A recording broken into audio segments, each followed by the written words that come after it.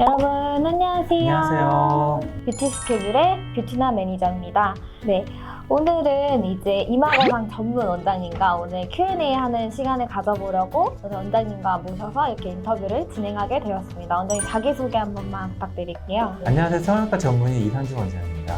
네, 원장님은 이제 저의 이마, 예쁜 이마를 만들어주신 원장님이십니다. 저는 이제 이마거상을 한 지 1년 차가 되었고요. 병가 볼 겸 원장님과 이렇게 촬영할 겸 같이 왔습니다.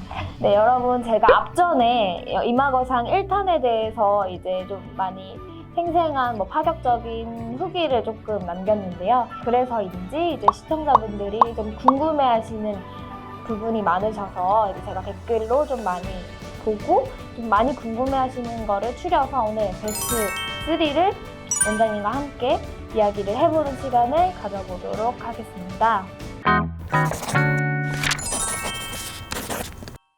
네, 원장님 이마거상술이라고 하면 조금 다들 큰 수술이라고 조금 생각을 많이 하시더라고요. 그래서 좀 걱정이 많으시던데 간단하게 수술은 어떻게 진행되는지 한번 말씀 부탁드릴게요. 보통 이제 거상 수술이라고 하면 우리가 리프팅을 수술적인 방법을 할 때 거상이라는 말을 붙여요. 단지 이제 이마가 넓으니까 수술 범위가 넓다고 느끼는 게 보통 일반적인 생각이죠.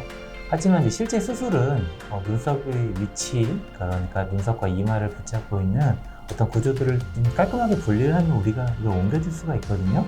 그렇게 붙잡고 있는 걸 잘 분리해서 새로운 위치에 눈썹과 이마를 옮겨주고 그게 자리 잡을 수 있게 도와주는 게 이제 이마 거상 수술이 되겠습니다. 네, 원장님 거상술이라고 하면 좀 큰 수술이 아닐까 했는데 좀 의외로 간단한 수술이네요. 내시경만 있다고 하면 조금. 일단 예전에 이제 고전적인 방법의 이마 거상은 사실 절개도 굉장히 크고 수술의 어떤 규모도 굉장히 큰 편이었는데 그동안 우리가 내시경을 써서 그렇게 보식적인 절개 방법만큼 효과가 좋게 만드는 방법들이 개발이 된 거고요. 이게 내시경이라는 수술이 우리 보통 모든 수술에서 그렇지만 좀 더 정밀하게 수술할 수 있는 장점이 있기 때문에 그런 게 이제 회복을 좀 빨리 가져올 수 있지 않나 이렇게 생각이 듭니다.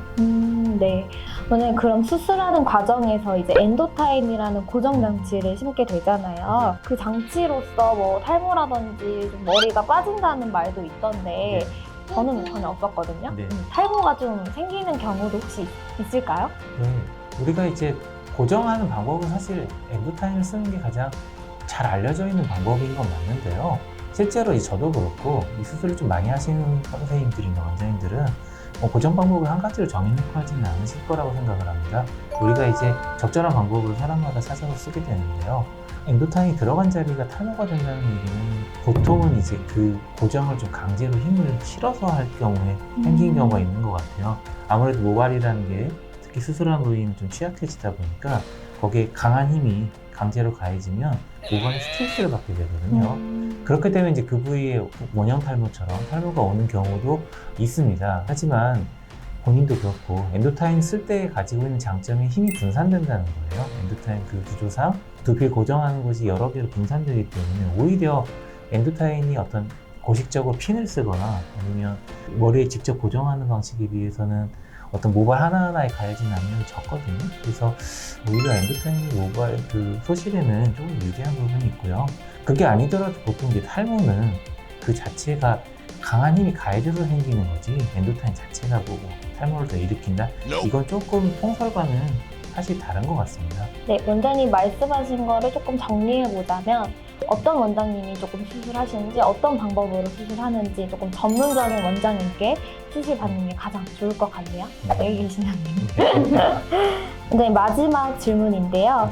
이마거상 수술하고 나서 좀 붕대를 하는 경험도 좀 굉장히 많더라고요. 저는 붕대를 하지 않았던 점이 가장 좋았거든요. 붕대를 안 하는 혹시 이유라든지 노하우가 있다면 말씀 부탁드릴게요.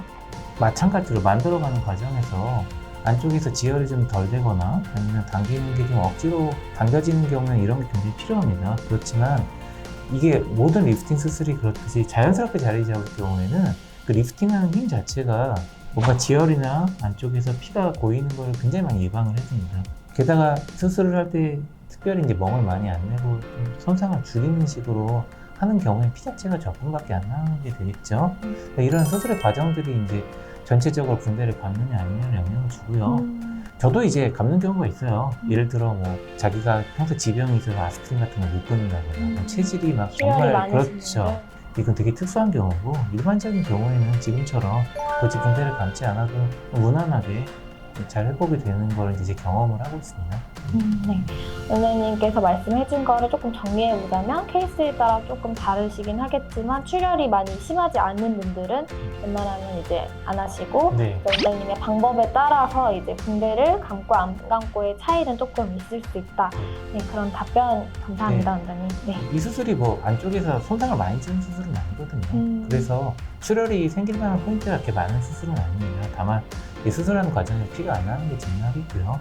그리고 자리를 좀 자연스럽게 잡는 게 중요해요. 억지로 당겨놓으면 그 당겨진 틈새에서 아무래도 몸이 좀 더 올라오는 경우도 있고, 하지만 이제 얘기 드린 것처럼 손상이 심하게 안쪽에서 상처를 많이 내는 수술이 아니다 보니까 붕대를 꼭 필수적으로 감고 있지는 않습니다.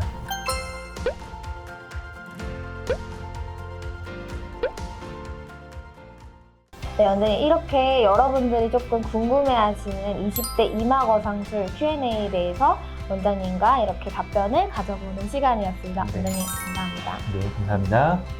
궁금한 게 있으시다면 아래 댓글로 남겨주시면 답변 드리도록 하겠습니다. 여러분 영상이 도움되셨다면 구독, 좋아요 부탁드릴게요. 네, 부탁드릴게요.